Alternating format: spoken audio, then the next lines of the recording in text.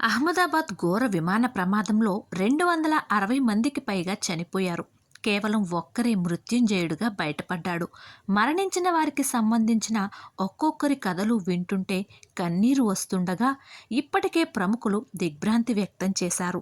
బాధితులను పరామర్శించారు. ఈ క్రమంలో దర్శకుడు ఆర్జీవి ఇందుకు సంబంధించిన ట్వీట్ చేశాడు.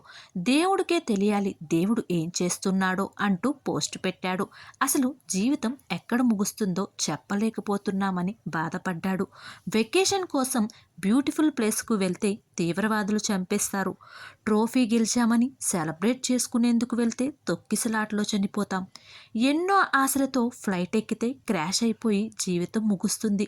హాస్టల్లో అన్నం తింటుంటే నీపై ప్లేన్ కుప్పకూలి ప్రాణం పోతుంది అంటూ ఈ మధ్య దేశంలో జరిగిన దుర్ఘటనల గురించి ప్రస్తావిస్తూ ఎమోషనల్ అయిపోయాడు.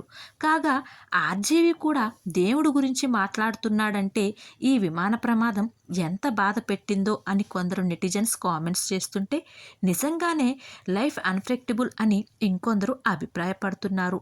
నువ్వు కూడా కాపీ కంటెంట్ పోస్ట్ చేస్తున్నావా అని ఇంకొందరు ఆర్జీవిని విమర్శించే పనిలో ఉన్నారు.